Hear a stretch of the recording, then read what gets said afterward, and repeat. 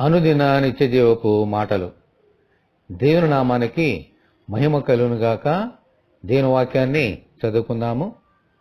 నీతిని కృపను అనుసరించువాడు జీవమును నీతిని ఘనతను పొందును.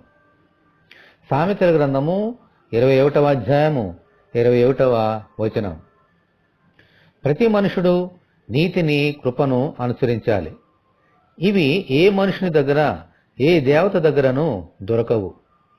మన ప్రభువైన యేసుక్రీస్తు దగ్గర మాత్రమే దొరుకుతాయి.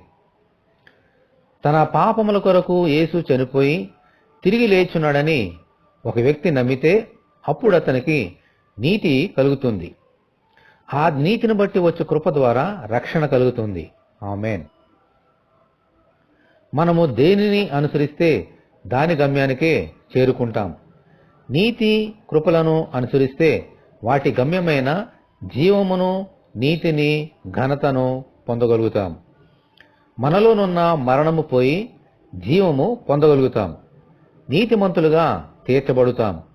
పరలోక రాజ్యంలో ఆయనతో పాటు ఘనతను పొందగలుగుతాం. ఆ గమ్యానికి చేర్చమని మన ప్రభువైన యేసుక్రీస్తును ప్రార్థనలో వేడుకుందాము. ప్రభువా, మీకు వందనాలు తండ్రి. నీతి కృప ఇవి ఈ లోకములో మాకు ఎక్కడనూ దొరకవు నాయనా. అవి మీ దగ్గరే దొరుకుతాయి. మీ యందు విశ్వాసముంచడం ద్వారా నీతిని పొందగలిగి నీ కృప ద్వారా రక్షణను పొందగలుగుతాం.